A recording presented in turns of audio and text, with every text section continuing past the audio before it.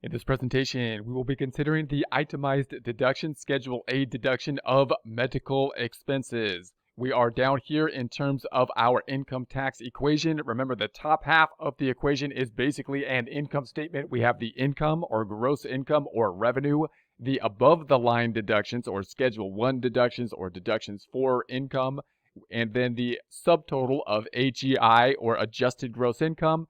Now we're going to concentrate down here on the itemized deductions. So first thing to note when you think about these itemized deductions, are they going to be greater than the standard deduction? Because if they're not, then we don't want to take them. We would rather have the standard deduction, which would be greater. So that's the first thing to consider with regards to medical expenses are we itemizing first? And will the medical expenses push us over the itemization or not? So that's going to be the first threshold to think about with regards to the medical expenses. We also have some other restrictions with regards to the deductibility of medical expenses as well, but that's the first threshold. So you're going to say, is it worthwhile for me to go digging into all the types of medical expenses to add them up? Is it going to be something that's going to take us over that threshold? Once you've determined that the medical expenses will be beneficial, if you are going to be itemizing they will be beneficial, then you want to go in and dig up all those medical expenses and think about what can be included as medical expenses and what cannot be included in medical expenses. That's an area that can be a bit confusing. So once you've determined that you're over the threshold, then you want to dig into the details in terms of what types of things can be included in this category.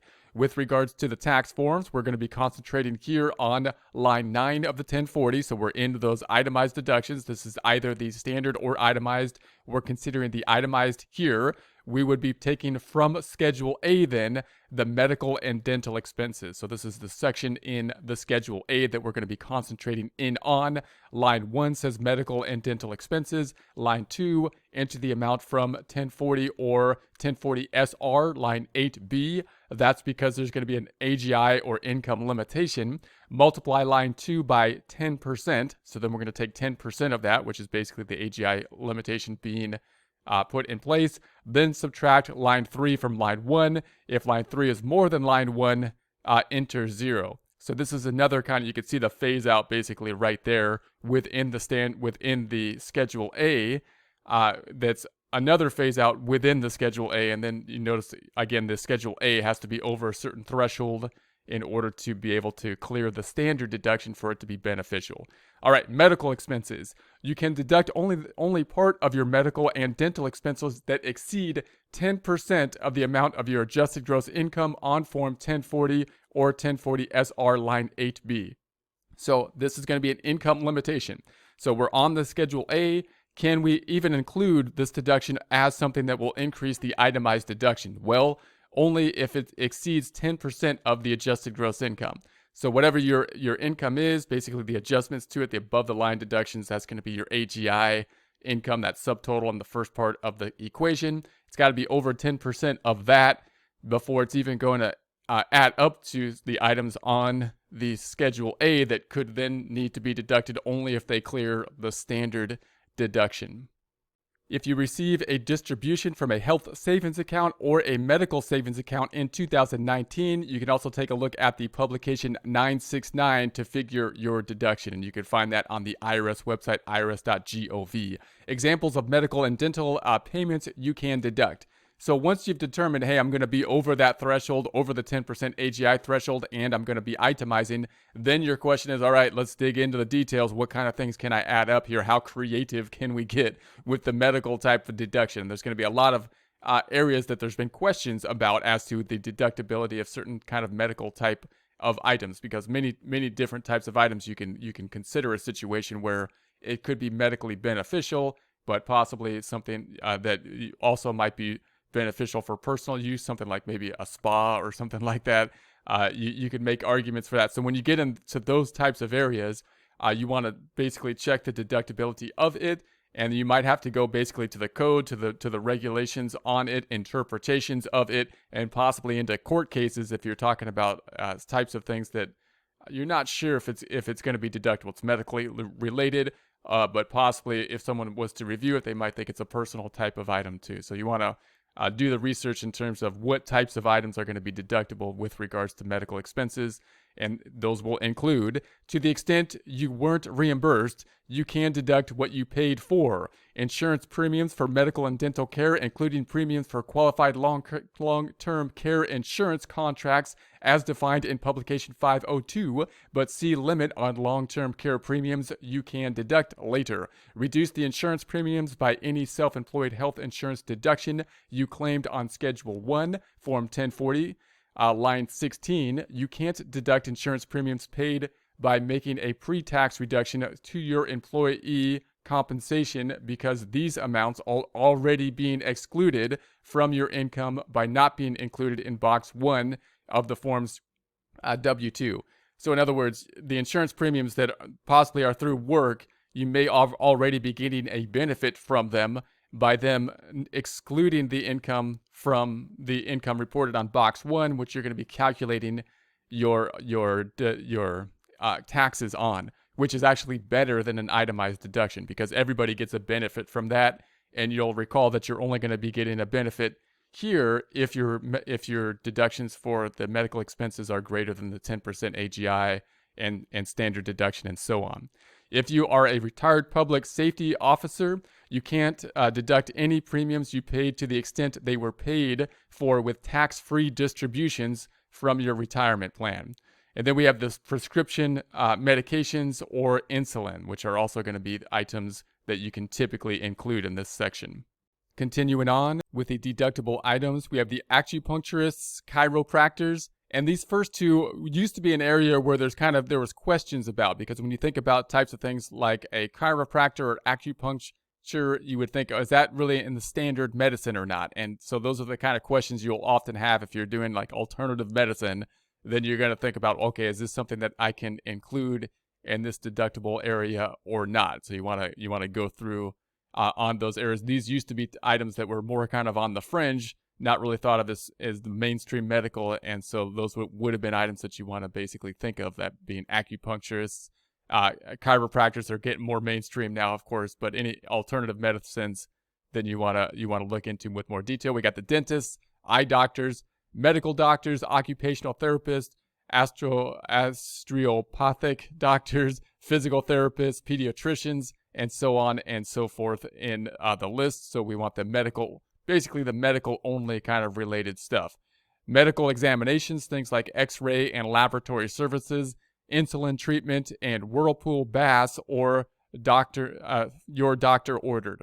So notice we have whirlpool baths here, which some people, if you were to see that, like if someone was to buy a whirlpool bath, it may look a lot like a jacuzzi or a sauna or something like that. And then again, that's one of those kind of questionable areas. Is this a medical use type of whirlpool bath that was approved by the doctor or not? And you'll actually see court cases on items kind of like this to see whether or not these kind of high ticket priced items are actually deductible for medical expenses, or are they considered personal as well. Diagnostic tests such as full body scans, pregnancy tests, or blood sugar test kit. Nursing help, including your share of the employment taxes paid. If you paid someone to do both nursing and housework, you can deduct only the cost of the nursing help. Continuing on. Hospital care, including meals and lodging, clinic costs and lab fees. Qualified long-term care services, you can see publication 502 for more detail there.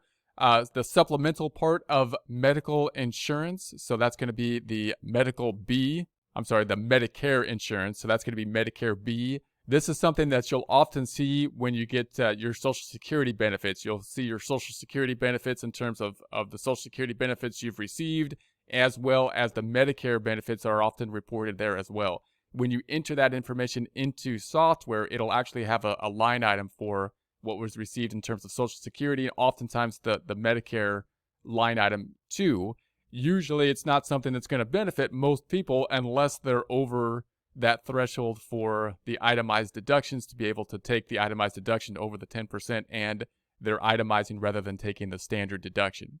So the premiums you pay for Medicare Part D insurance, a program to stop smoking, and for prescription medications to alleviate Novocaine withdrawal, a weight loss program as treatment for specific diseases, including obesity and diagnosed by a doctor. So this is another one which used to be kind of on a fringe area. If you're talking about a weight loss program, is it something that's going to be deductible or not? If you're talking about something specifically to diabetes and a weight loss program that's prescribed by the doctor in that case, then that could be the deductible.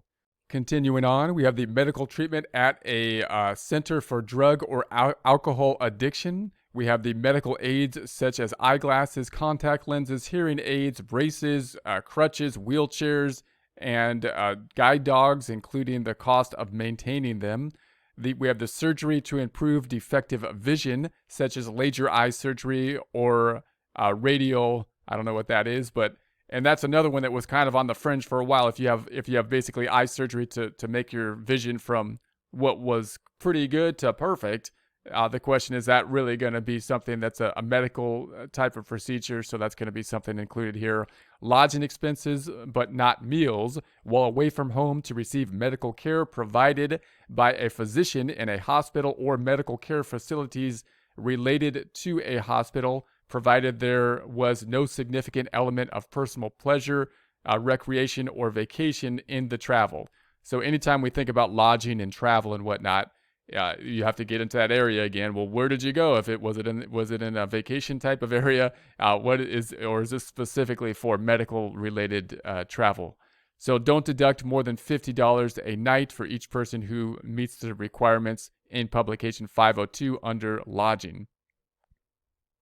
Continuing on, we have the ambulance service and other travel costs to get medical care. If you used your own car, you can claim what you spent for gas and oil to go to and from the place you received the care, or you can claim 20 cents per a mile.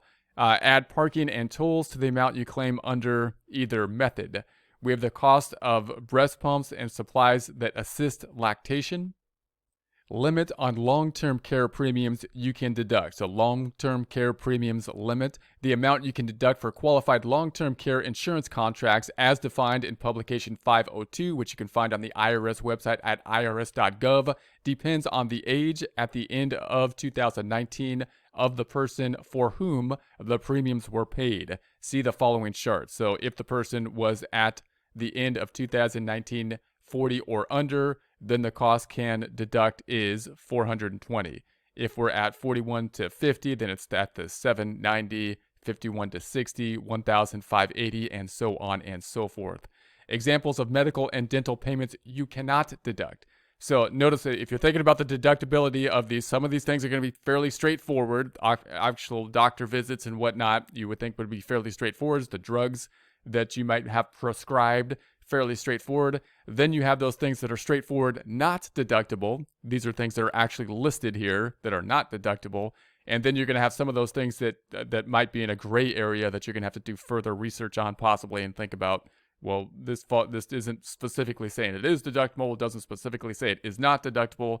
Is it based on what we've seen in the code and possibly even going down to court cases, something that could be deductible?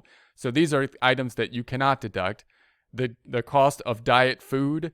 So again, you can think about that. We saw the idea of diabetes and obesity that may result to some kind of deduction for doctor-approved kind of programs and diets and whatnot. But then the question then going down to, well, can I basically deduct, the food that I'm buying, And so in this case, we're going to say the cost of the diet food generally not something that's deductible.